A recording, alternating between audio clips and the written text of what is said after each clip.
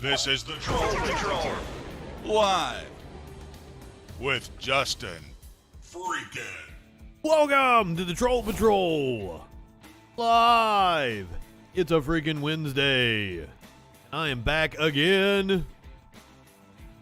I'm not saying that since the last time I saw you guys, when we watched the stream of the Senate failing to vote to codify Roe v. Wade, that I went into the bedroom, saw socks laying in the bed, and laid down with him, took a nap, and have barely been up long enough to eat something and put this stream together.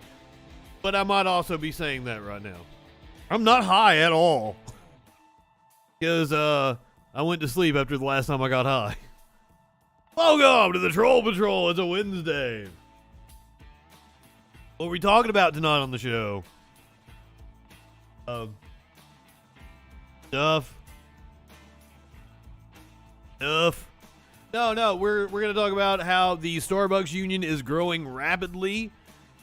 The NLRB has sued Starbucks for retaliating against workers. We're gonna hear a short history of slavery with Candace Owens. Is it not Wednesday? It is Wednesday, isn't it? It's Wednesday, I think. Did I say Tuesday? Am I off?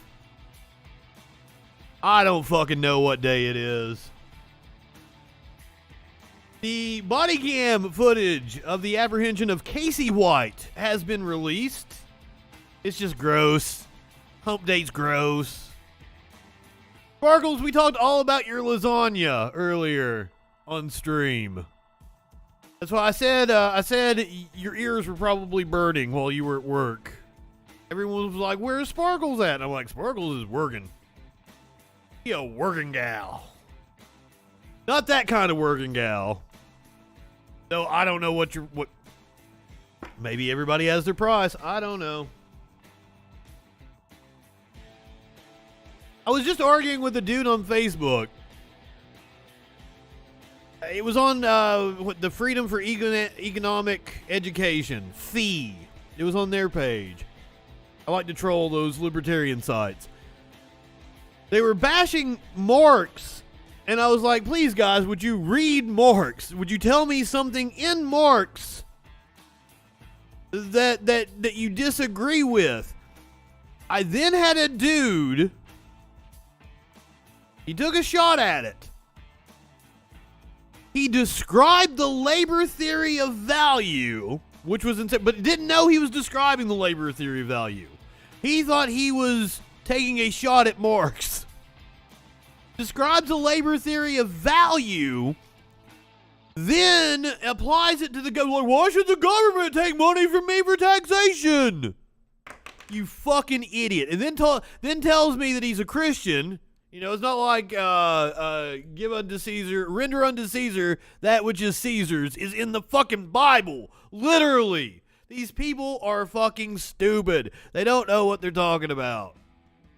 And like Dr. Phil, he don't know why the Dr. Phil popsicle tastes like shit. I love Dr. Phil memes.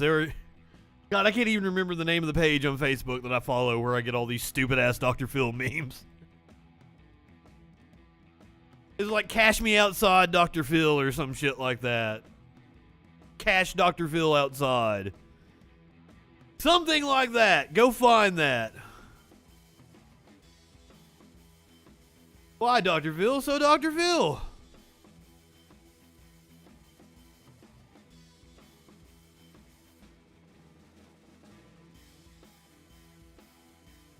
Israel.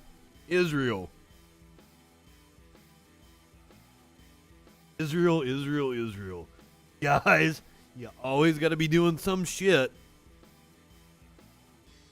Why you got to kill doctors and journalists? Why you got to kill doctors and journalists? They killed a renowned Al Jazeera journalist. Shot her right in the face, apparently. We're gonna get the news straight from Al Jazeera. Primary update on what happened last night in Nebraska and West Virginia. Trump's winning streak in the primaries came to an end. Right in the kisser. Damn it, Sparkles. Mario Batali, accused groper. Mario Batali has been acquitted in court.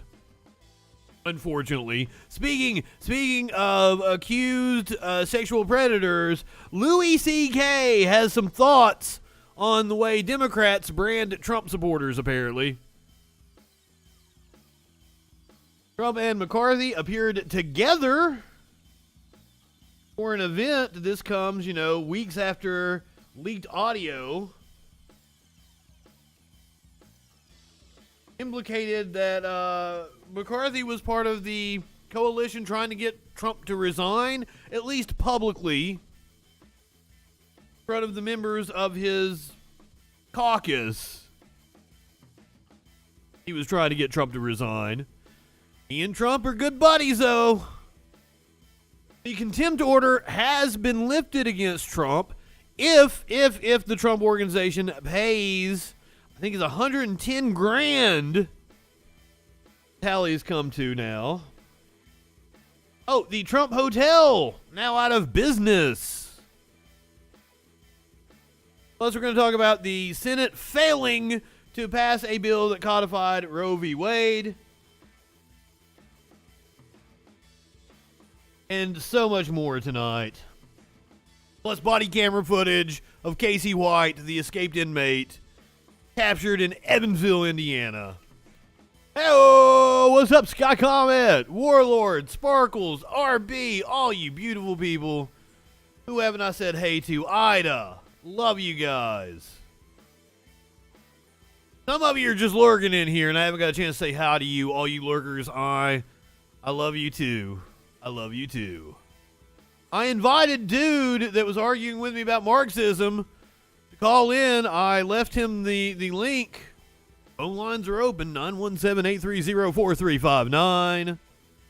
Or you can hop in the Discord. Just let me know. If you're a lurker out there and you want to give me a piece of your mind, you want to hop in the Discord, just tell me you're in the Discord. I'll hop in with you. It's all good. And if I ever happen to have the phones where you don't hear it ring, I don't notice that the phone is ringing, just tell me. Sometimes I have to change the routing of the audio and I forget to change it back.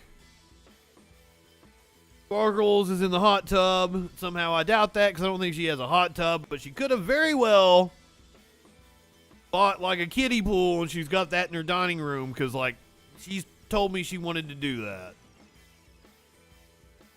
That's possible that's happened, and I just don't know about it.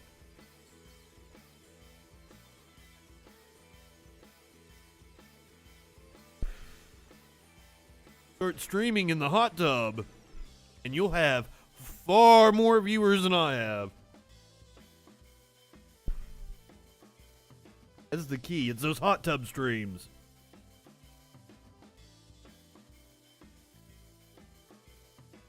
Tub streams. They get all the views. Dr. Phil.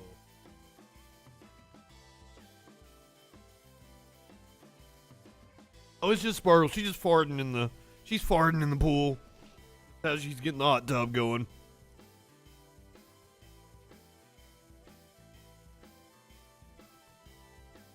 The world reacts to the killing of Al Jazeera. Sorry, I just took a hit. Ginger, welcome. You got me choked up. Not high enough for this shit. I'm not high enough to read about Israel killing another fucking reporter who clearly had a reporter's vest on.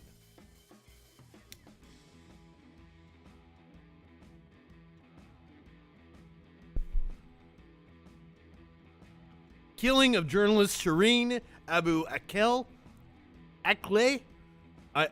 That's probably Shireen Abu Akleh. Israeli forces triggers an outpouring of condemnation and condolences. calls for a full, independent, and transparent investigation into the killing of Al Jazeera journalist Shireen Abu Akleh are mounting, with world leaders demanding that those responsible be held to account. The veteran journalist, described as an icon of Palestinian coverage, was shot by Israeli forces while reporting in Jenin in the occupied West Bank on Wednesday.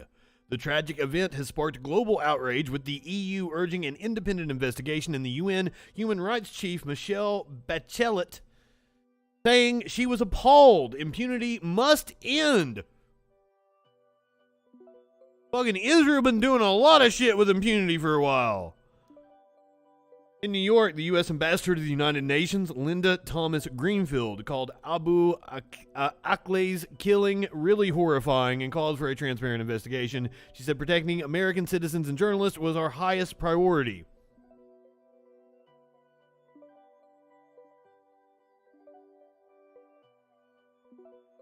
The White House has called for a thorough probe. We are heartbroken by and strongly condemn the killing of American journalist Shireen Abu Akleh in the West Bank. Ned Price, U.S. State Department spokesman, said on Twitter the investigation must be immediate and thorough, and those responsible must be held accountable. Her death is an affront to media freedom everywhere. During the day, the U.S. ambassador to Israel, Tom Nides, had said on Twitter he was very sad to learn about the journalist's killing and called for a thorough investigation. Angus Calamard, Amnesty International Secretary General, said that the killing was a bloody reminder of the deadly system in which Israel locks Palestinians. There we go. That's something a little more forceful. Israel is killing Palestinians left and right with impunity. That's what I was looking for.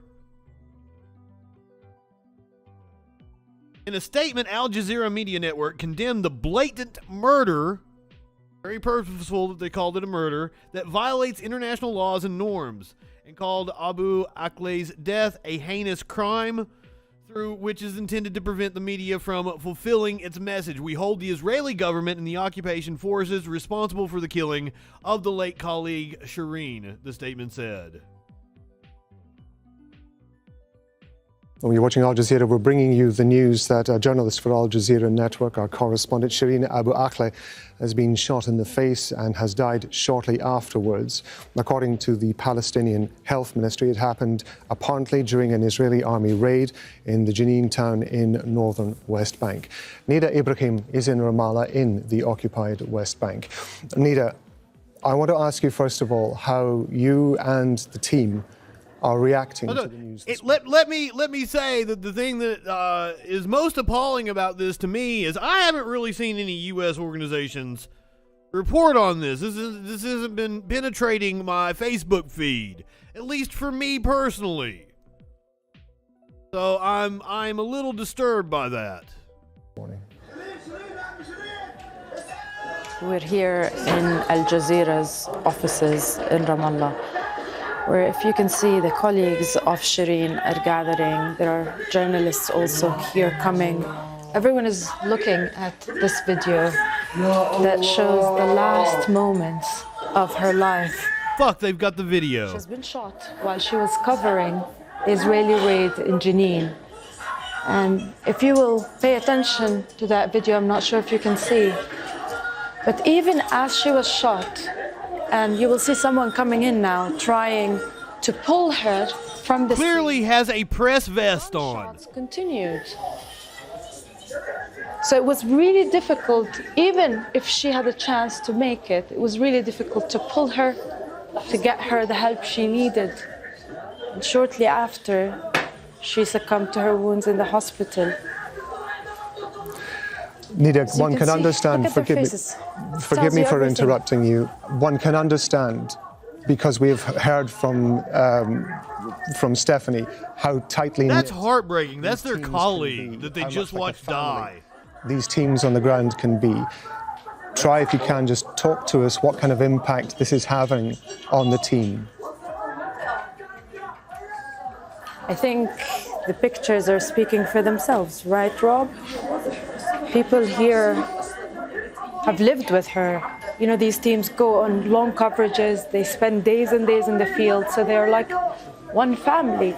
We even got a message from Shireen yesterday asking us to come to Jenin, where she has been based.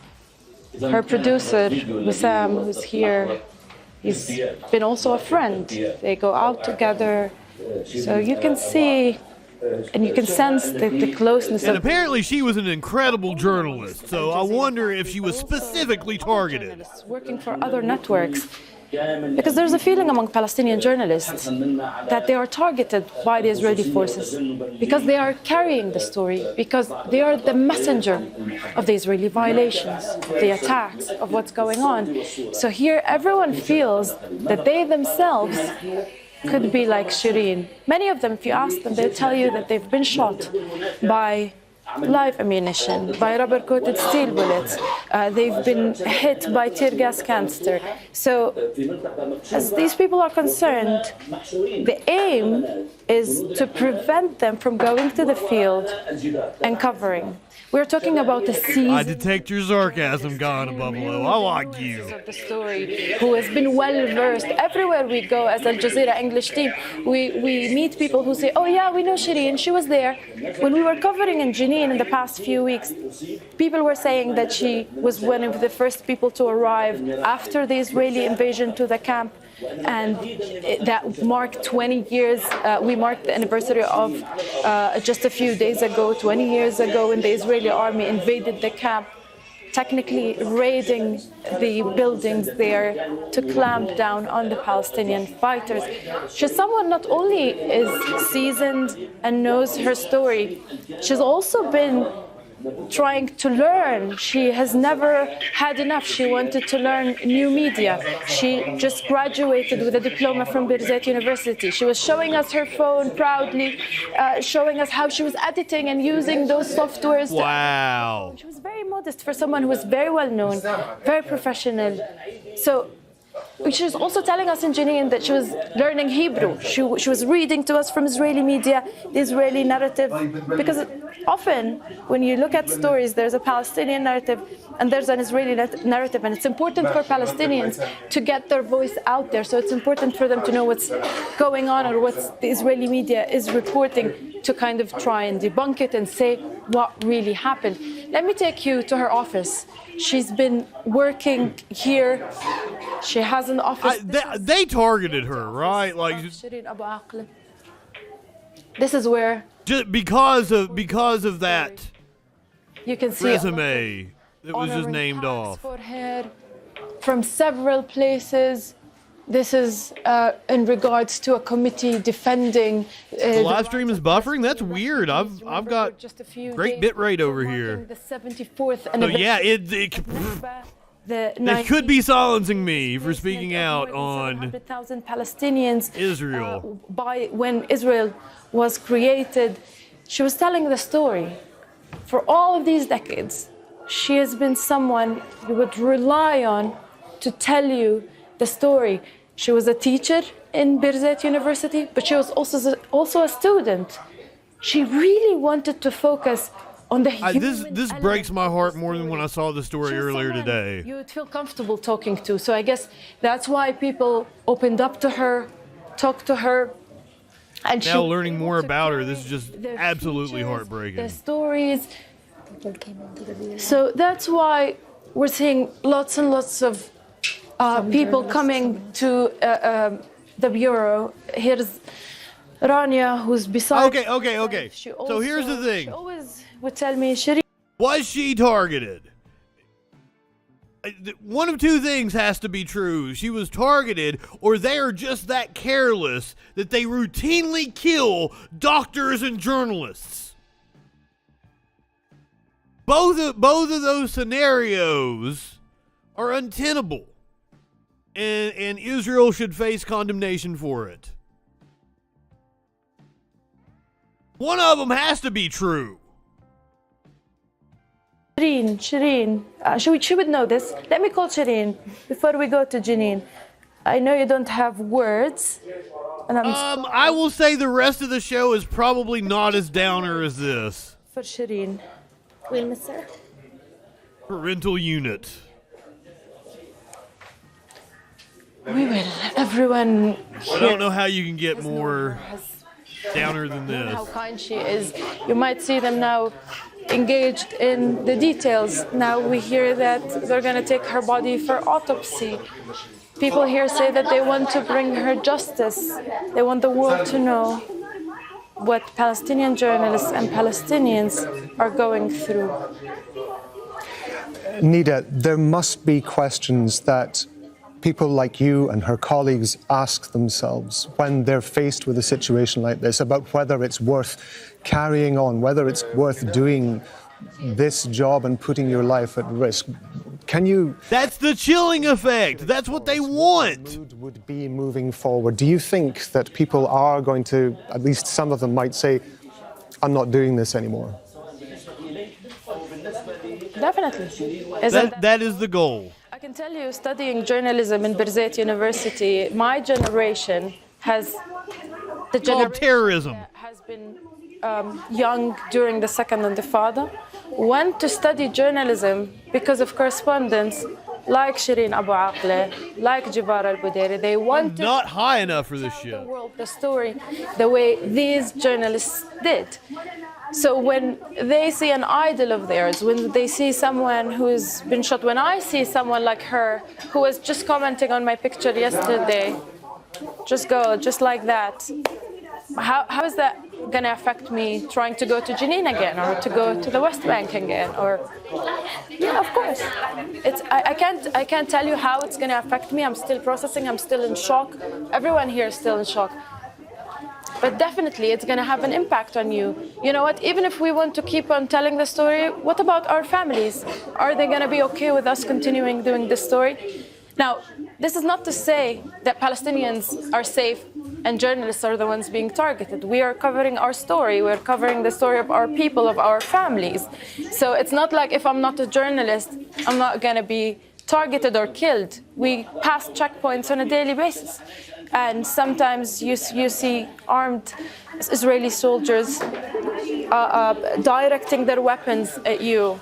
So you think that is not going to affect us, or like that could happen to us. My point is that these things could happen to us, and excuse me if I'm just sometimes at loss of words. Ma'am, you are fine. You lost a colleague. You are doing your job spectacularly in the face of, I don't know how long ago you would have even heard the news, within the hour or so of when you're filming this. Like, it is okay that you're not as concise or on point as you might normally be. Fuck.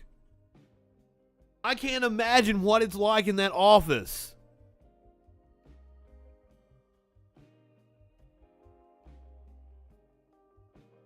And man, like, every springtime, it ramps up in Israel.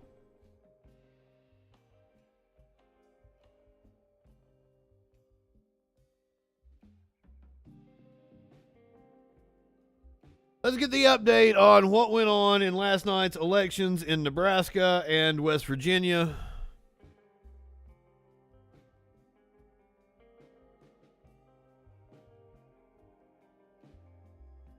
Here are some of the takeaways.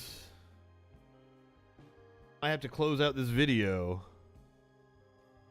from the Nebraska and West Virginia primaries. Trump's winning run stalls in Nebraska. Trump's midterm election streak ended Tuesday night in Nebraska. Wasn't much of a streak since it was 1 fucking week. A week after he swept into the state and spoke for 2 hours at a rally for Charles Herbster in the Republican governor's primary, a wide majority of voters rejected his advice and instead chose Jim Pillen, the contender backed by the GOP establishment. In one of the most expensive and vicious political campaigns in recent Nebraska memory, it was the endorsement from Governor Pete Ricketts that mattered most. Ricketts not only supported Pillen and guided his campaign from the start, he also invested millions of his own money to defeat Herbster. Trump implored voters to ignore sexual misconduct allegations against You live in Herbster, sexual anarchy? saying the claims from 8 women were malicious. For Trump, it It was not his only failure of the night. The Nebraska GOP gets the matchups it wants in the House races, as Representative Don Bacon, a Republican who drew the former president's ire for supporting the bipartisan infrastructure plan, easily won his primary on Tuesday night, despite Trump's calls to defeat him. This was the dude that was in the Omaha district, or the district that Omaha is in, which includes colleges, went for Biden. Bacon had been mildly critical of the former president over January 6th, voted for Biden's bipartisan infrastructure legislation. While Trump carried Nebraska with 58% of the vote in 2020, would almost certainly win again if he decides to run for president in 2024. The outcome of the state's primary showed the limits of the power of his endorsements, and even bigger tests for Trump are still to come this month in Pennsylvania, North Carolina, Georgia, and beyond. What was it? Let's find out that one race in Nebraska. Alex Mooney, not Nebraska, West Virginia. Alex Mooney said that his win in West Virginia's 2nd district is a clear message that voters in the state rejected President Joe Biden and Nancy Pelosi's far-left socialist agenda that's destroying our great nation. How a primary victory for a Republican can signal that, I have no clue. I do have a TikTok now. I shared that earlier when we were on the other stream. If you'd like to follow me on TikTok, give you the link right here. I post the freaking newses there. Apparently I have gained a couple followers.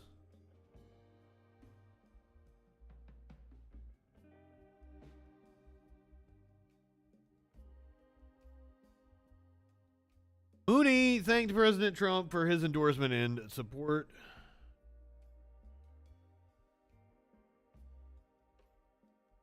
I thought there was one more race in West Virginia that we...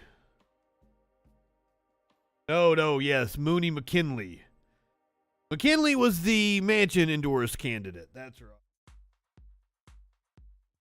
So that's what he's referring... Even though Manchin is the one that sank Joe Biden and his agenda, apparently his endorsement represented Biden's agenda. They can just say anything. Right-wingers are morons.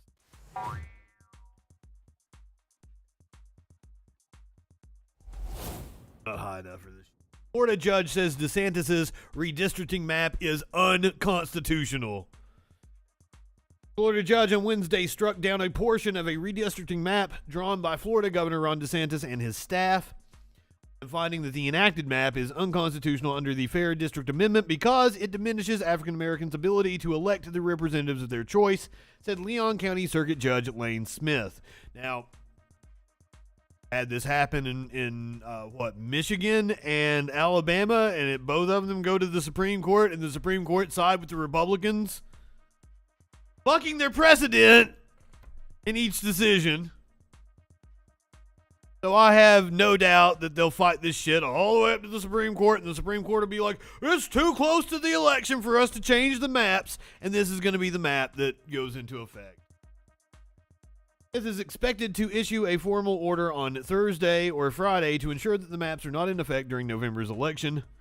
DeSantis' plan dismantles the North Florida seat now held by a black Democrat. The new maps DeSantis called race neutral make it harder for North Florida voters to elect a black member of Congress in the 5th Congressional District, where nearly half of its residents are black. So I assume they cracked that district. Cracking splits the black population in two so that they can't vote as a bloc. Democratic-aligned redistricting group joined voting rights and civil rights organizations to file a suit against Florida's new congressional map the same day DeSantis signed it into law last month. I have no doubt that it will be in use come November. That's the way the courts have operated. Now, last night I said that I did not know of any churches that were vandalized. Ted Cruz has no No input into the story, but content warning. Apparently, you have to see Ted Cruz's face in an unrelated video. Look at his eyes. You got Ted Cruz peeking out at you. Scary sight. Ted Cruz. 3 Texas Catholic churches were vandalized with pro-choice messages. Pastor says the incident won't stop us. I just wanted to point this out because I said last night I hadn't heard of any stories, and I felt like had that happened, Fox News and shit would have publicized it. So here you go. 3 Texas churches were vandalized by pro-choice activists. Interesting. I'm not sure that we know that.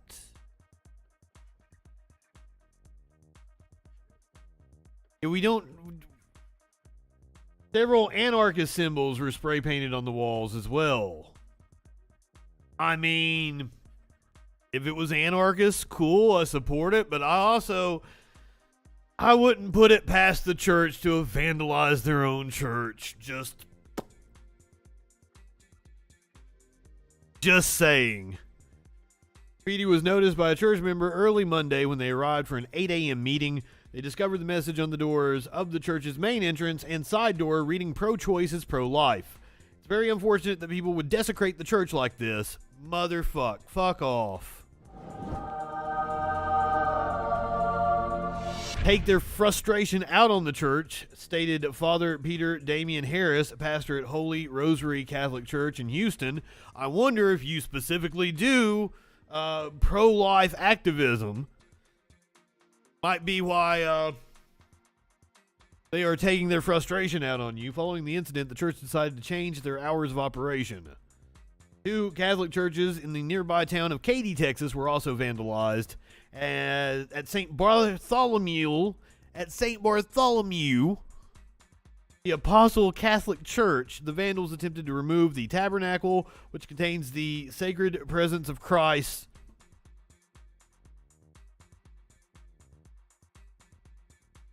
Contains the sacred presence of Christ.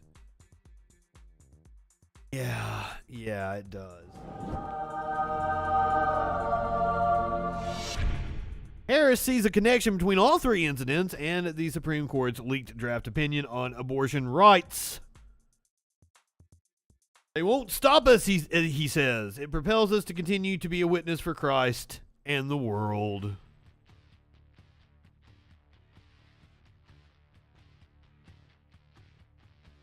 The main church had what?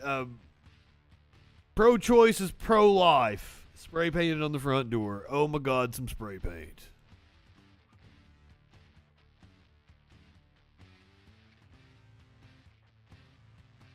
Fucking churches. How a bill to protect abortion access failed in the Senate. This is what we watched earlier today on stream when we weren't talking about food, because we talked about food an awful lot. After Republicans blocked the legislation intended to preserve rights established by Roe v. Wade, Democrats vowed to keep fighting with an eye on midterm elections. Democrats tried and failed on Wednesday to push forward legislation to guarantee abortion rights nationwide, as Republicans and one Democrat, I'm sure you guys can guess who, in the Senate blocked an effort to enshrine the landmark Roe v. Wade precedent in federal law. With 51 senators opposed and 49 in support, Democrats fell short of the 60 votes they would have needed to take up sweeping legislation to ensure abortion access and explicitly bar a wide array of restrictions. Republicans who unanimously opposed the measure were joined by one Democrat, Senator Joe Manchin III of West Virginia. Mr. Manchin, who opposes abortion rights, said the legislation was overly broad, noting that it would go substantially further than simply codifying Roe v. Wade and warning that it would expand abortion. There was a report that came out that boarding schools here in the U.S., many of whom were Christian, killed hundreds of indigenous children.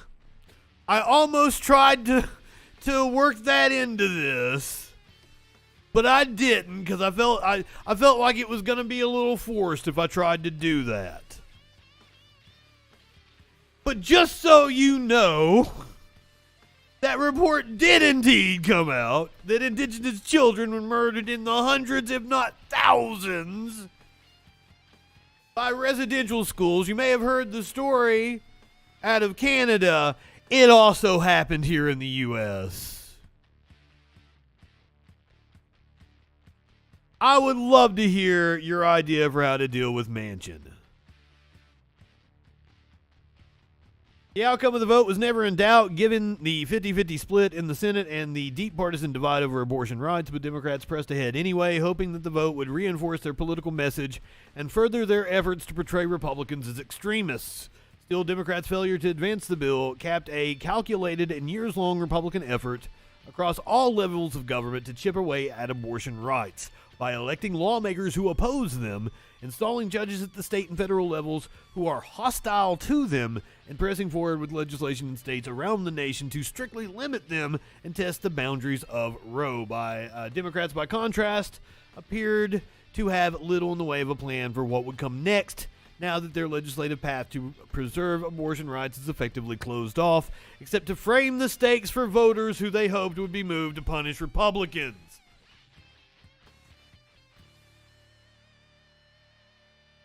MAGA brain.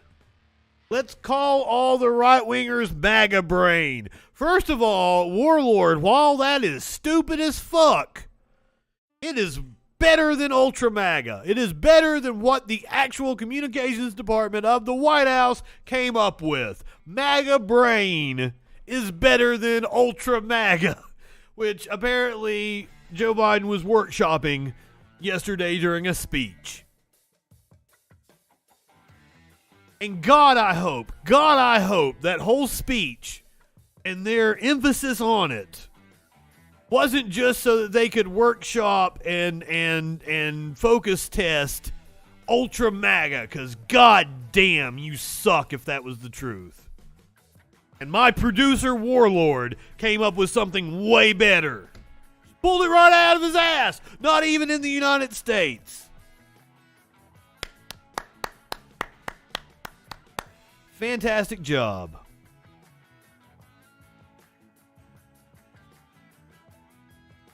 Make no mistake about it, Republicans know what's up. They know exactly who they have to thank, and it wasn't Republicans for blocking it. It was Joe Manchin. Content warning, here is Benny goddamn Johnson.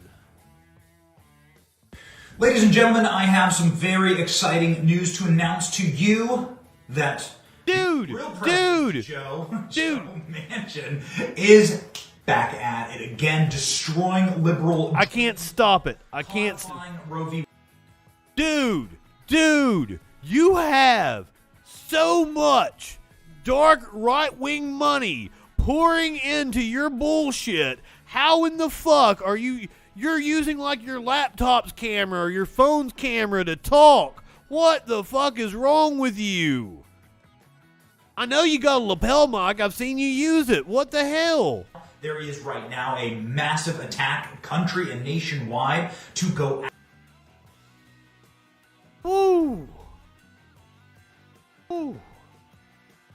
after what's going on the troll chat. Small human beings to live, and glory to God. That's exactly right. Janine Howard Smith says, because Joe Manchin is here once again to scuttle some of the most evil bills that Democrats are pushing. Right the phone lines are open. The phone lines are open. Insane what this bill does, and Joe Manchin saw through it. Roe v. Wade is, in and of itself, a very, very deeply flawed ruling from the Supreme Court, and obviously extremely. As if you know shit about legal arguments, Benny. Americans. But this bill that the Democrats are pushing right now would bring abortion up to the point of birth, making it legal in all 50 states, and it would be absolutely devastating to the pro-life movement. It would be, completely the abomination of the American system of life, liberty.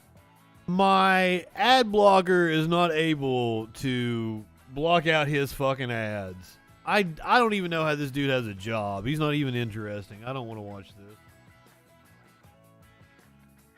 Here is Vice President Kamala Harris after the vote. Her response. She was there, by the way. She was presiding over the Senate. They did not need her. The majority of the American people believe in defending a woman's right, her choice, to decide what happens to her own body. And this vote clearly suggests that the Senate is not where the majority of Americans are on this issue. It also makes clear that Ma'am, that is a gigantic understatement. The Senate is nowhere near the majority of Americans on fucking anything. And that is because the Democrats represent like 40 million more people than the Republicans do. priority for all who care about this issue, a priority should be to elect pro-choice leaders at the local, the state, and the federal level. Because what we are seeing around this country are extremist Republican leaders who are seeking to criminalize and punish women for making decisions about their own body. That was Vice President Kamala Harris sounding the alarm after a vote failed today on the Women's Health Protection Act. It was a bill that would have been enshrined into law. She didn't seem your body at the federal level. too alarmed. The bill failed. She was sounding the alarm. All Republicans and Democratic Senator Joe Manchin were no votes on allowing the bill to proceed. Let's bring in Cecile Richards, former president of Planned Parenthood. She is now the co-chair of American Bridge. I know you follow this closely, not to necessarily be surprised by the vote, but Vice President, I'm going to be honest, I thought it was pink. 64% of Americans were for this legislation, which would have codified the protections of Roe v. Wade. Where do you go? What is your counsel for taking an issue in these divided times around which 64% of Americans agree? And that's not a diss. I wouldn't have minded to hear from Pink on this issue. I'm sure she's got a great take. Well, I know, and that's the irony, Nicole, right? is that this isn't an issue that is actually dividing the American people. It's simply an issue that the Republican Party has been completely focused on, to the exclusion of all else. Jobs, our economy, COVID. Instead, the entire focus of the Republican Party has been on ending access to safe and legal abortion. I think the stunning thing they don't have an economic plan. Not a single Republican senator voted in favor of this legislation, which would simply, save this right that we've had for nearly 50 years. I think where we go now is to the ballot box. I mean, where I'm seeing the reaction around the country is actually stronger even than I had imagined. Independent Republican voters who know that has always been the rhetoric of the party, but they really never knew that it would go this far. And I think as we see these abortion bans now begin to go into effect in states like Texas and Oklahoma, and the stories come out as if we begin to see doctors go to jail, women, arrested, as we saw in Texas. This is not what the American people want. And yes, a woman was arrested for a miscarriage. Turnout in the November elections. That might be what Cecile Richards was referring to.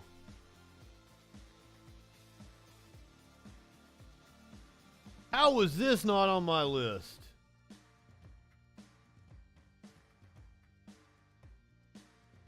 Oh, that happened in El Salvador. My bad. I just saw the headline earlier today. It happened in El Salvador. This is exactly what the Republicans are wanting. It could happen here.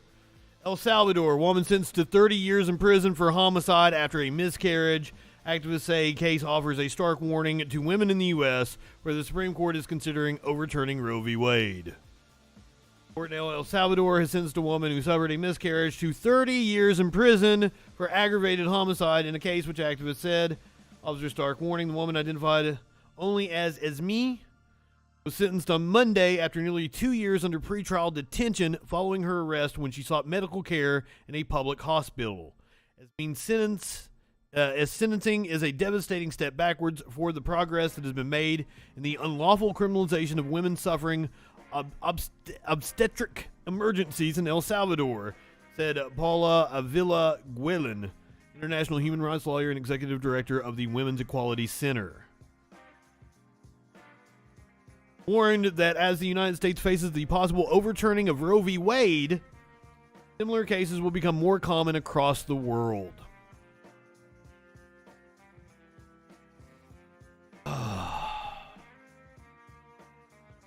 Leak.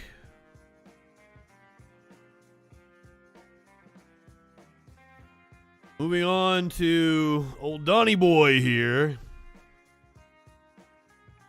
Trump has to pay $110,000 to purge the contempt charge. Judge says $10,000 a day fine stopped accruing on Friday when the ex-president and his lawyers filed new affidavits. Donald Trump must pay a $110,000 fine to the New York State attorney and meet other conditions to purge a contempt of court order for his failure to comply with the subpoena in a civil investigation into his business practices, a judge said on Wednesday. The judge, Arthur Engoron, told a virtual hearing a $10,000 a day fine imposed on the former president in late April stopped accruing on Friday when Trump and his lawyers filed new affidavits detailing steps that they said they took to find documents relevant to the investigation by Letitia James. Trump has said he does not have any relevant files, a claim Engoron said last month he found surprising. I highly recommend not having children. Don't get pregnant. I got my buddy who's got 3 kids. He's like, dude, don't ever have kids. And I'm like, what the fuck? You think I'm gonna start now? You think I've come this far and I'm gonna pop one out? What the hell? Oh shit. Speaking of abortions, the Trump hotel has been aborted. See what I did there? Yet another Donald Trump business venture has come to an end. The Trump International Hotel in Washington is now officially out of business after the Trump family on Wednesday completed its sale to a Miami investor group, which plans to reopen it as the Waldorf Astoria, the New York Times reported Wednesday. The sale formally ended the Trump family's business presence in Washington, although the family company still owns a golf course in Northern Virginia. The hotel is housed in the old post office, which is owned by the federal government. Trump sold his lease to CGI Merchant Group, reportedly for $375 million. Trump's faces also an abortion.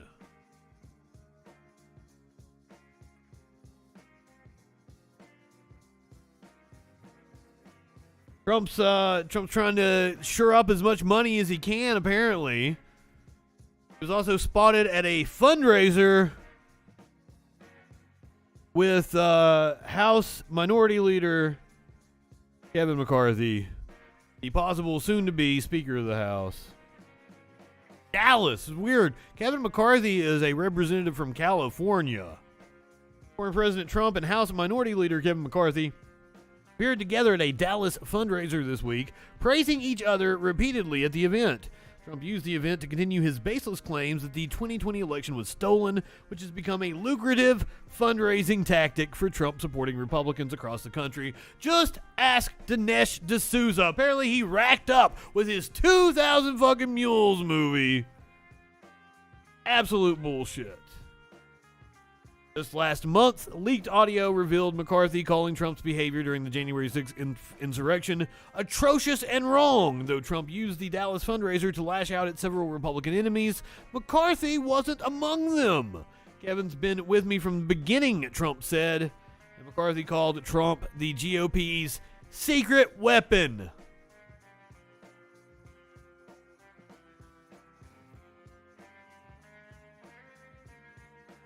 No baby, no baby, no baby, no baby, no baby, no baby, no baby, no baby. Works 90% of the time, 60% of the time, or some shit. I forget. I don't know what that's from. I just got a friend that keeps saying it.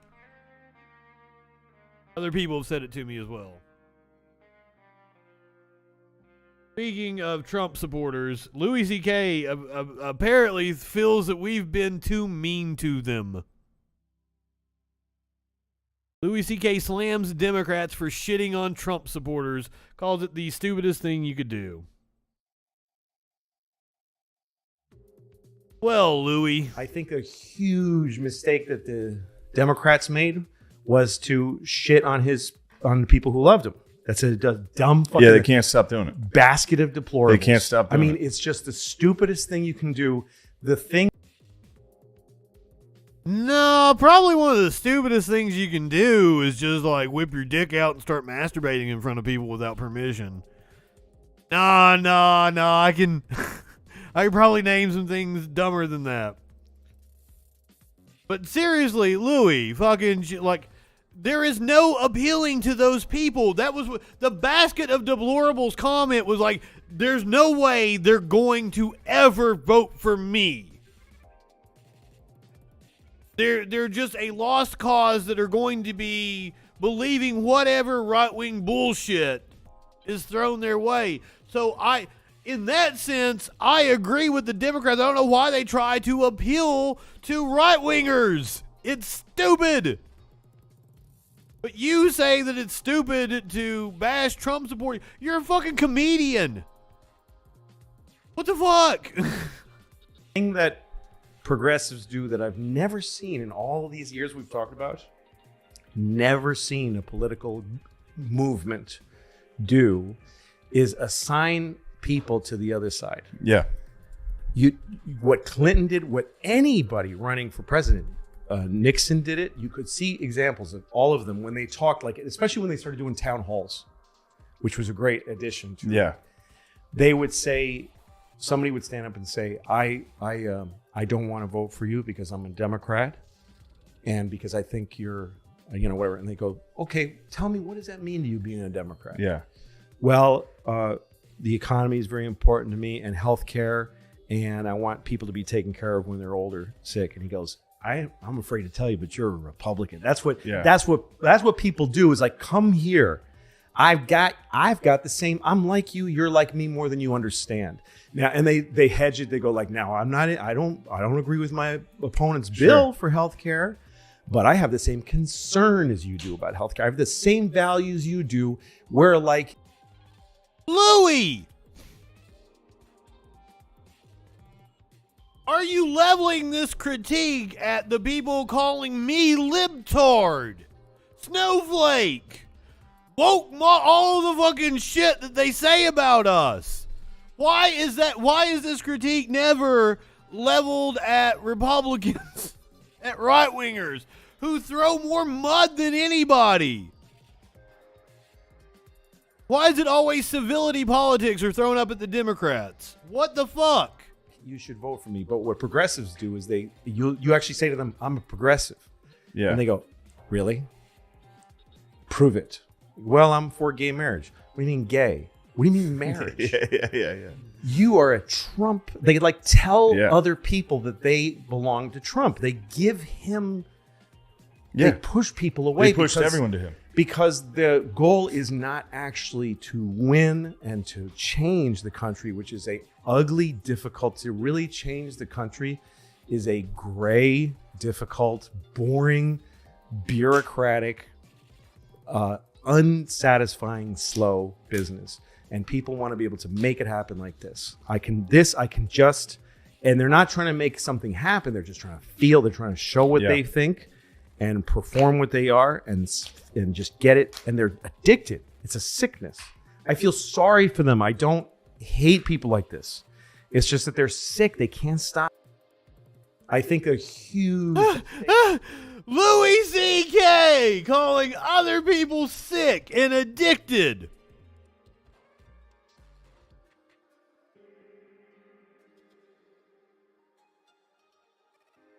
Does anybody else see the irony in this? Full disclosure, Louis C.K. was one of my favorite fucking comedians. I've seen Louis C.K. live. I couldn't even finish his last special. I was like, this just isn't funny to me. This isn't funny to me. Like, his response to the whole scandal was to come out and say, like, guys, had anything interesting happen to you over the last couple of years? Jesus, you're one of the greatest comedians in the world, and that's the best you can come up with? Lame. Meat Cakes, thank you for the resub. It is very bad. I feel so sorry for Louis C.K. Revolutionary at one point in time. I don't know what the fuck happened to him.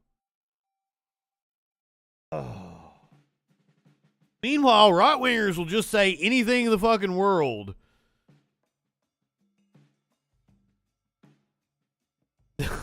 they'll fucking publish. New York Post, also owned by Rupert Murdoch, who also owns Fox News. Incoming White House press secretary Jean-Pierre calls Fox News racist in 2020. Yeah, they kind of are. Newly minted White House press secretary Karine Jean-Pierre described Fox News as a racist network during a TV appearance in March of 2020, according to a clip that resurfaced this week. And Fox News was racist before coronavirus. They were racist during the coronavirus. Fox News will be racist after the coronavirus. Jean-Pierre said during a March 15th appearance on NBC's AM Joy. So there's nothing new here. I think the difference is they are all in on being state TV for Donald Trump, and so they will continue to give misinformation. I think she said anything wrong. At the time, Jean-Pierre worked as a political analyst for the left-wing network. Not a left-wing network, it is a shitlib network. Before joining the Biden campaign a couple months later, she tweeted out the clip from her personal account, and it was still up as of Tuesday. They're acting like it was like they caught her up on something. They wrote a fucking story about something she tweeted out herself and is still fucking up. Was racist before coronavirus. They are racist during the coronavirus. Fox News will be racist after the coronavirus. So there is nothing new here. I think the difference is they. I would love that. A question from racist Fox News. TV for Donald Trump, and so they will continue. He's right. Misinformation. The danger is, so yes, you have Asian Americans right now whose lives are seriously in danger, and you have their own viewers who can now, the ones who are 60 and older, who are watching. This is a health crisis that we're in. This is a global. So apparently she did not respond to the Post request for comment about her past statements might affect her working relationship with Fox News' White House reporters. Who cares? Who cares? Are you talking about that stupid son of a bitch?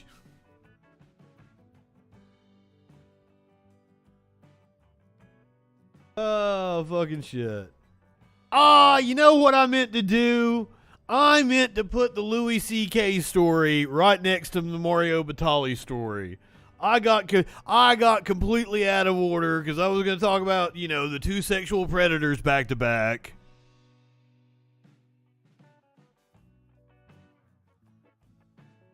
The press secretary story was supposed to come before Louis C.K. Fucked up the order of my shit. If you guys can't tell, I got a certain flow to the show. Everything kind of leads into each other, or I try to. Mario Batali acquittal underscores, and I was running late tonight because of the because I went and took a nap after the stream earlier. Well, to Mario, acquittal underscores the perils of Me Too cases. I think it underscores the flaws of the justice system, actually. Bill Cosby was released from prison when his conviction that he drugged and assaulted a woman was overturned. Quarterback Deshaun Watson landed a record-setting $230 million contract despite an investigation into allegations he assaulted 22 women. Celebrity chef Mario Batali was acquitted this week on just the second day of his sexual assault trial in Boston. I had heard rumors that Weinstein was going to get released as well. God, I wouldn't blame anyone if they burned some shit down over that. I will add that Louis C.K. apparently won a fucking Grammy for the shit that I couldn't even... Me, a Louis C.K. fan, who was willing to give him a shot. I was like, Louis gets a chance to come back. Like, what he did wasn't egregious enough to completely cancel him. I was excited for the new special. I listened to Sorry, I believe it's called. I think that's the one he won the Grammy for. It's not good. It's not good. And I was expecting something, a profound statement about what happened to him and self-reflection, and that did not occur at all. Did not occur at all. I watched Mario Batali when I was I don't know if you guys know this, but like I was a huge I don't know if I've ever told this story. But like cooking shows, I grew up on cooking shows. I loved fucking cooking shows. When we only had like fucking 10, 11 channels, I was watching, we had Discovery Channel and it had Great Chefs of the World. I'm like in 3rd grade watching that shit. No clue the food they're fucking cooking. I just loved cooking that much. We got the Food Network when I was in 6th grade, 7th grade, something like that. Holy shit. Had the biggest crush on Rachel Ray. Wanted to be fucking Emerald Lagasse. Bam! That was my shit. Be some Bobby Flay. By the time I got to be like 20 or so, fucking Food Network sucked ass. Line up Grammy bribes and then release your comeback album. It could be it, Dustin. Nearly 5 years into the Me Too era, former prosecutors, legal experts, and victims advocates say prosecuting sexual misconduct cases has proven to be no easier than before the reckoning that ignited a firestorm of accusations against powerful, seemingly untouchable men. Cases such as Batali's, if nothing else, reinforce how the criminal justice system remains an extremely imperfect tool for addressing the needs of survivors, said Emily Martin, a vice president at the National Women's Law Center, a Washington, D.C. based advocacy group. Failure to get a criminal conviction doesn't mean that the abuser didn't happen, or that the abuse didn't happen, or that it was okay. It will often be extremely hard to prove sexual misconduct beyond a reasonable doubt, especially given the gender stereotypes that lead many people to be especially distrusting when women share their experiences of sexual assault. Suffolk County Assistant District Attorney Ian Pollenbaum, who helped prosecute Batali, declined to comment specifically about the case Wednesday, but said sexual assault cases are among the most challenging to prosecute.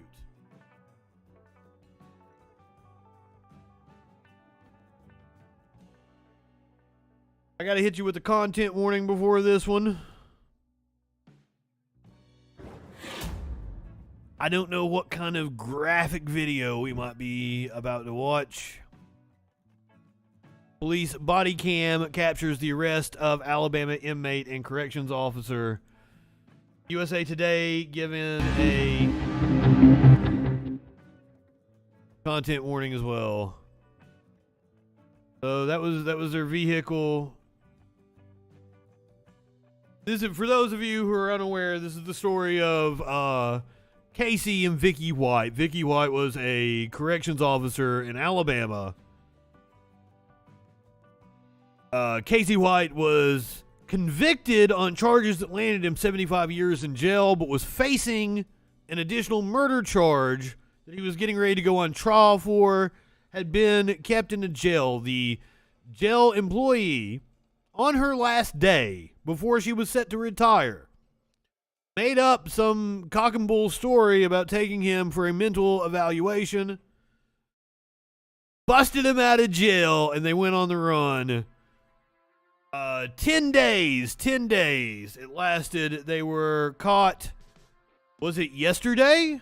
I've lost track of what day it is because I went to sleep so many times. They were caught yesterday in Evansville, Indiana. This is the aftermath of a car crash that happened and the arrest of Casey White. Now, remember, Vicky White has already shot herself, possibly in the head.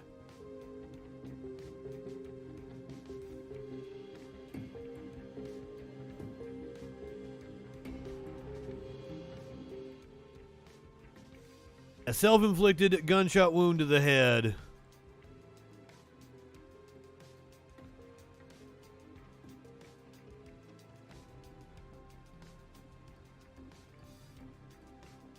I knew it had to be serious because of the way the marshals talked about it.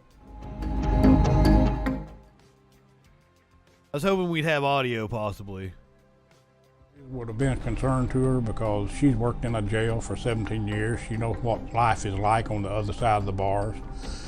She knew she was. Yeah, especially in Alabama. It ain't no cakewalk. And she was facing some major fucking charges. She probably wouldn't get out, given her age. Be facing some of that, but I think just as much so, I think Vicky White was probably dreading having to come back and face her family and friends after what she'd done. I think that probably played as much a factor in her decision to end her life as anything.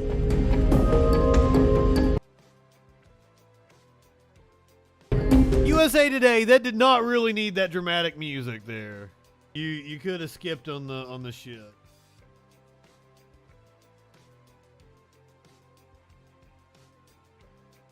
It's a relatively small jail in a relatively small town.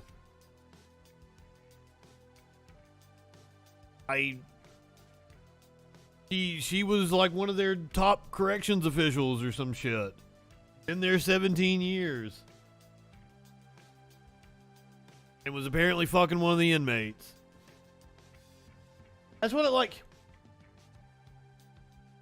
We had talked about this the other day. Like, her being there after hours wouldn't be unusual in like a small town like this. Her showing up to work. Like, I need to get in jail and get something. Go on, Vicky. Like, nobody would think anything of it.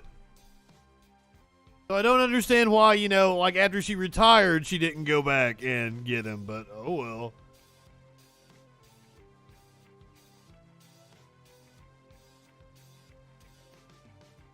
Starbucks getting sued.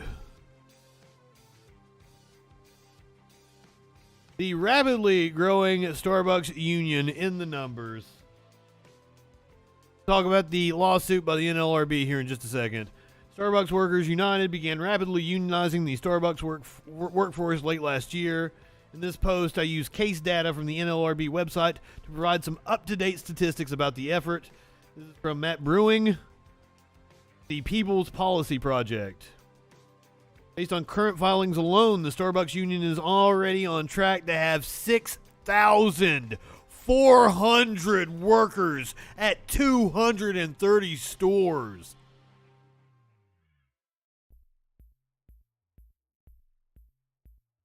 Wow.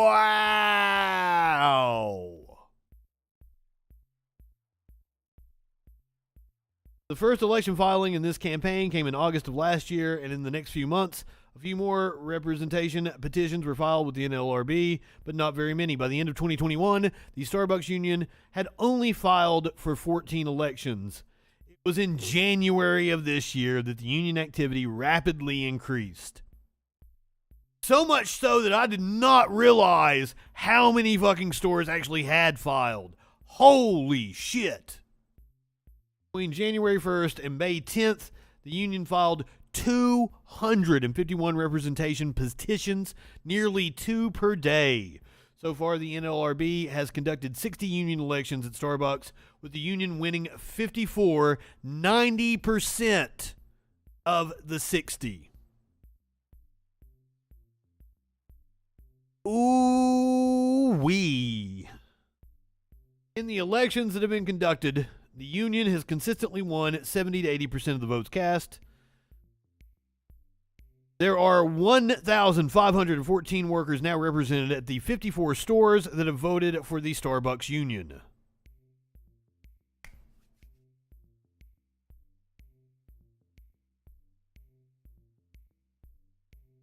That does seem awfully convenient, Tones.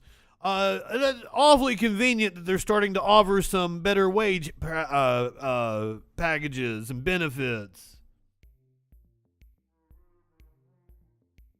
Maybe it has something to do with this. Oh, you think they're pressuring the pro-life politicians as well to push for these things? I don't know if that's something that would be outwardly spoken, but I'm sure it's like a consequence they don't mind.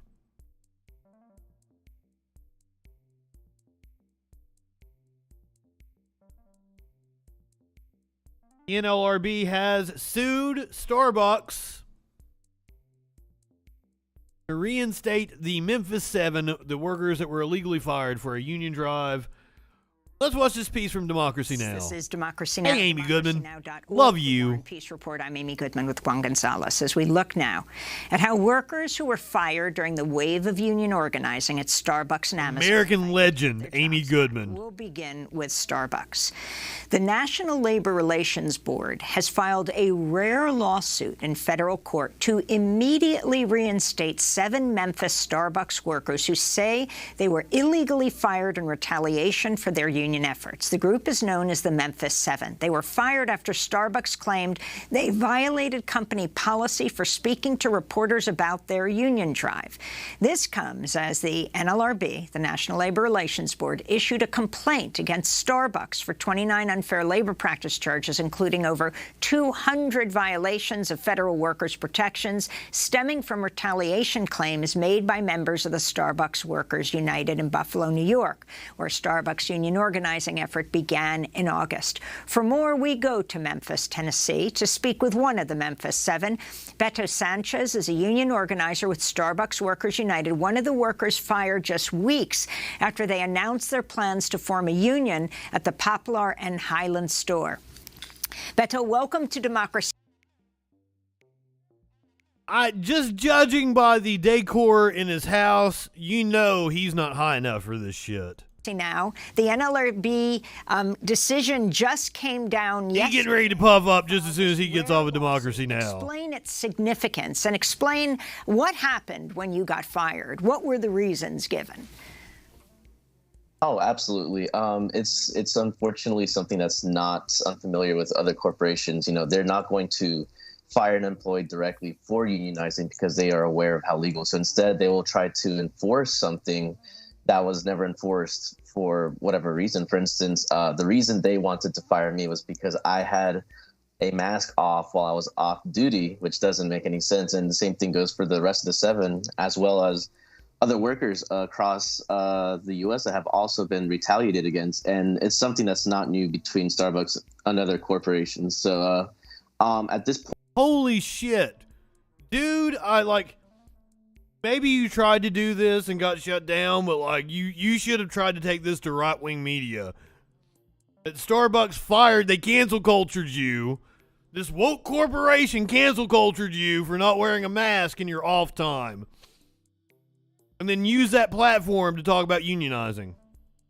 We've been happy to see that the NLRB is filing not only this in their lawsuit, but an injunction. And the significance of that is that they are, Starbucks loves to stall on these very important hearings. And they were saying that, between our affidavits and between what has been happening, what has been recorded on social media that Starbucks has been doing that is anti-union and union busting, the NLRB has been able to step in to tell Starbucks that, we're not able to stall this or do anything, because there's been many times that Starbucks has been trying to stall time to kill our momentum or kill any direction that we've had. And so far, the NLRB has been on our side and helping us out with this. And I'm very happy to say that we are at about, as of today, 65 stores unionized across the U.S., as well as over 250 stores that are in the process of unionizing. And now, hey, I get asked a lot by idiot-ass right-wingers, what is something that Biden's done that's been positive? They've got a fucking labor board. The NLRB is on the side of workers right now. That is a positive to the Biden administration. And Beto, the NLRB's ruling on Friday implicated Starbucks CEO Howard Schultz, alleging he violated the law last November by promising an increase in benefits to those employees if they didn't unionize. Your response to Schultz's, he has an image, he likes to cultivate an image as a progressive, liberal American corporate executive. How he has been responding and how he's a shit lib. Starbucks has been responding to these unionization efforts. Oh, absolutely. If there's anything. By the way, for those people, I don't think there's any in my chat, but for those people that still blame progressives for Hillary Clinton's loss and they're still on the Hillary, because I still get that. I still get people that are very butthurt over Hillary Clinton. Howard Schultz was floated as being his or her labor secretary. Howard Schultz. That I've learned throughout this entire ordeal is that Starbucks is willing to fight tooth and nail to protect the image that they have built over the years. You know, they love to put up this facade of being a progressive company, of being woke, of being the first in leading areas. But like I've seen, they are willing to retaliate and fire workers for airing out their dirty laundry. You know, they are just as bad as any other Fortune 100 company that's out there. And there's something that I've learned with something like the pandemic is that it's usually things like that that give it a good push, that kind of show the true colors of people like Howard Schultz. It's moments like that where you are given an opportunity, whether should I worry about my profits or should I worry about my workers? And at the end of the day, most of these CEOs are going to worry about their profits more than their workers. You know, they love to have called us essential workers without giving us the essential pay, the essential dignity, the essential respect, the essential things we needed to work and generate the billions of dollars that Howard Schultz was able to have to live so comfortably in Manhattan. And as it was, you know, it's been plain to show that Howard Schultz will be able to, you know, just like the rest of the upper management, they will retaliate very hard against people like me that are vocal about this and that are willing to fight against a company like this. You know, Starbucks is one of those companies that loves to market off of every possible cause they can find. I mean, yep. I'm sure you're aware about how as soon as Pride comes, every single company puts on their cute little rainbow logo, but as soon as July rolls up, you know, it's gone. You know, Starbucks loves to market Night Ginger off of Black Lives Matter, Indigenous lives, trans lives, LGBTQ. But at the same time, they will be marketing Black Lives Matter propaganda and, you know, materials for the workers. But at the same time, they will be firing Black workers in Memphis for unionizing. So at this point, it goes to show what people like Howard Schultz care more about, and it is obviously their image. Hands down. All right, parental unit. Your question. That is a tough question. A boomer judge. The question that has been posed to me, those of you listening on audio, was: would you rather put your faith in a boomer right-wing judge or a non-biased Porg Corp AI robo judge? Here's it's a fun thought experiment. First of all, just to up front, the reason why, like, a judge is one of those jobs that will never be able to be automated. But just for the sake of this argument, I would rather argue my case in front of the AI robot.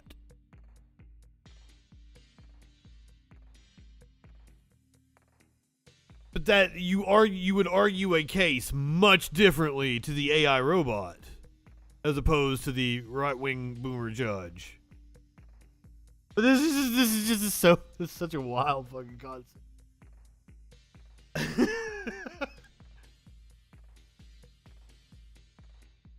That parental unit, if you can remember tomorrow night, ask that to Sparkles. Sparkles is the legal mind here. I've just had friends that work in the legal profession because I did philosophy in college, and like most of the people that do philosophy end up going to law school. That's just kind of like it's a good foundation for law school. It's like, what the fuck else are you going to do with philosophy unless you're going to teach it?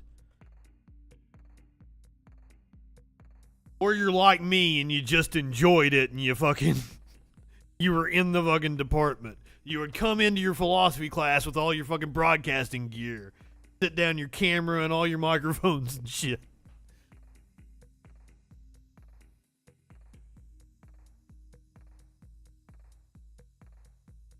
A hyper-advanced, fresh-eyed, memory-erased robot.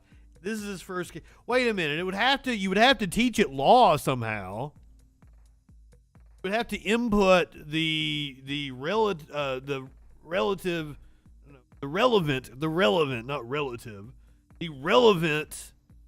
penal codes. Like if you're doing a criminal case, the robot is going to have to know the state and federal statutes.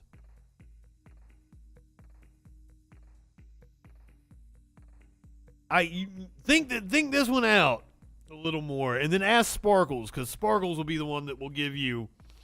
You guys have never noticed on the Freak Show. That's one of the things that I do is like, I'm asking Sparkles shit that's odd just to get her response because she says funny fucking shit.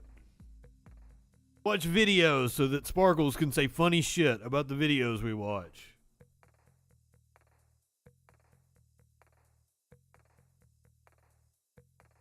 Speaking of funny videos, do you guys want to watch A Brief History of Slavery with Candace Owens? That's what we're gonna do now.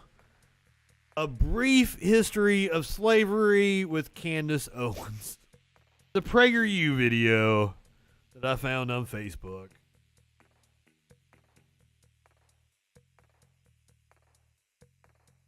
I'm sorry, a short history of. I even had on my notes a short history of slavery. I shit you guys not. A short history of slavery, Candace Owens, and I got it wrong. My bad. A short history of slavery. And now for a brief history of slavery. Motherfucker!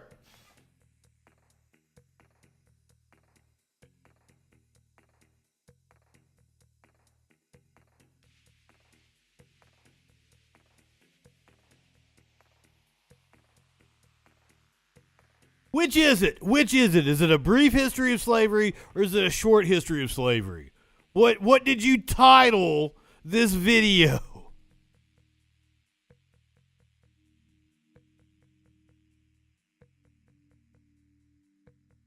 What the fuck? I'm sorry. That was just funny to me. Anyway, Candace, you had something you wanted to say. Here's the first thing you need to know. Slavery was not invented by white people. It did not start in 1619 when the first slaves came to Jamestown. Who said it did? Who said it was? What?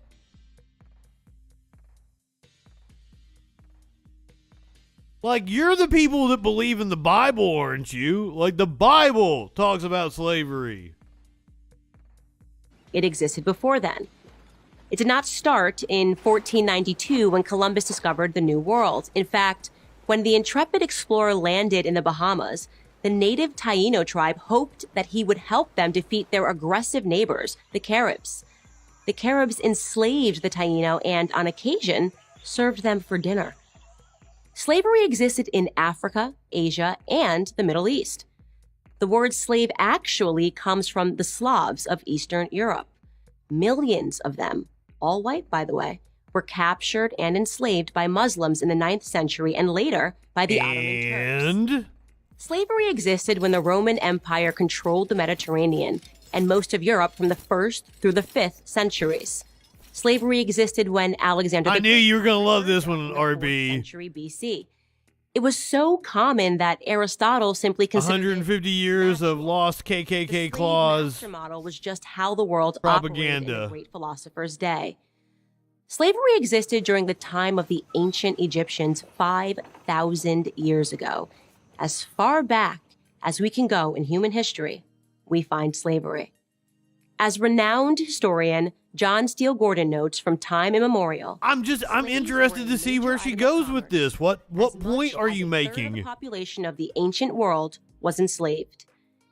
Here's the second thing you need to know. White people were the first to formally put an end to slavery. Whoa! Britain was the first country in the history of the world to pass a Slavery Abolition Act. They were quickly followed by France, who in 1848 abolished slavery in her many colonies. Then, of course, came the 13th Amendment in the United States Constitution. After centuries of human slavery, white men led the world in putting an end to the abhorrent practice. That includes the 300,000 Union soldiers, overwhelmingly white, who died during the Civil War. Now, am I saying that this makes white people better than anyone else? Of course. Yes, that seems to be what you're implying, yes. Simply tell the truth. And the truth is that human history is complicated. No one, regardless of skin color, stands guiltless. Yet today we are never told to consider the murderous Persian Empire or the cannibalism of indigenous tribes. Because that has nothing to do with the United States and our wealth inequality as a result of slavery and Jim Crow South and the policies that have continued. Those things have nothing to do with the United States and our domestic policy. That's why nobody is bringing them up in the conversation about the reverberations of slavery in the United States. It's not hard, Candace. Of North and South America, or the heinous actions under the imperialistic Muslim, Chinese, Mongol, or Japanese empires, to name just a few. Instead, we're told that slavery is a white phenomenon. And like no one says that. No one says it's just a white phenomenon. It is a symbol of white supremacy here in the United States specifically. Shut up, warlord. We do not. All persistent lies. This lie spawns a bunch of other lies. On social media, I come across weird to say that it's a lie when you're lying. Before Europeans came and laid waste to their paradise. I wish any of this were true, but it's not. It's a fantasy. The truth is that Africans... Oh, I'm sorry for yelling at you, RB. ...by other black Africans, and in many cases, sold for items as trivial as gin and mirrors. Oh, shit. Whites didn't go into the interior and round up the natives. I might clip that brief history bit and put it up on Instagram or some bring shit. Them black bodies. The stark reality is that our lives had very little value to our ancestors. Here's the third thing you need to know. If you think slavery is a relic of the past, you're wrong. There are some 700,000 I don't! Right now. That's the lowest estimate that I could find. Other sources say there are many more. For context, that's almost twice as many slaves as were ever brought to the United States. Child soldiers, as were brought, human trafficking, forced labor. These are the conditions that currently exist within the same sub-Saharan region where the transatlantic slave trade originated. It's almost like imperialistic countries took advantage of the resources of Africa, including their people. In fact, slavery, by any traditional definition, is exclusively practiced today within non-white countries. But we hear almost nothing about that. Just like we hear nothing about how slavery was universal until good people in Europe and America ended it 2 centuries ago. Wow! Leaders, black and white, wouldn't profit from it. Black victimhood is nothing if not profitable. It elects politicians and funds racial grievance groups. And if black Americans began to view themselves as partners in the American dream, if we embraced the patriotic spirit that holds all men are created equal, the patriotic Oh, they tried to. They tried to, and then Wilmington happened, and Black Wall Street, and Tulsa. Incidents like that all across the country. I'm Candace Owens, author of Blackout for Prager University.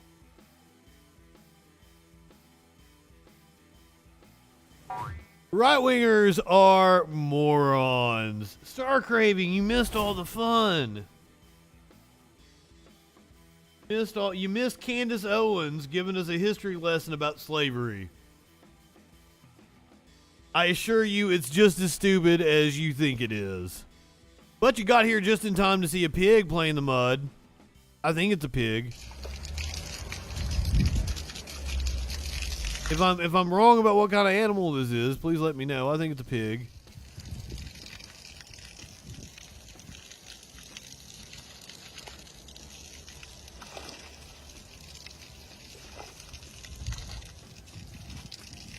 Is it a baby hippo? It could very well be a baby hippo. Whatever it is loving that mud. Oh, it's a pig?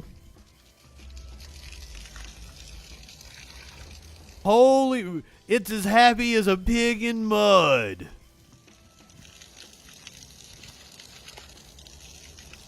We saw some hippos the other way. I played a hippo video the other day, and it was very cute.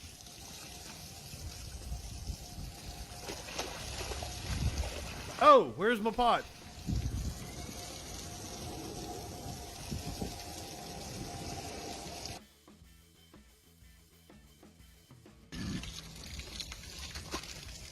Oh, there'll be no drinking tonight.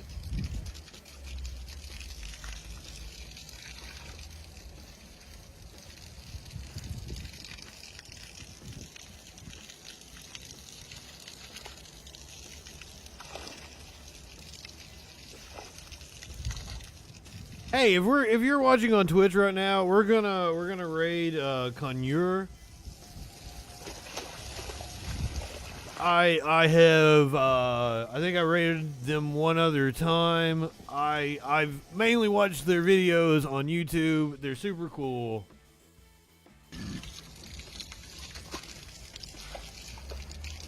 Go in, say hey. Be a good community and get me some more follows from a bigger Twitch streamer. Go ahead, light one up, tip one back. It's alright to have a little fun before you hit the sack. I'm Justin FREAKIN. We'll see you tomorrow night on the Troll Patrol. Live.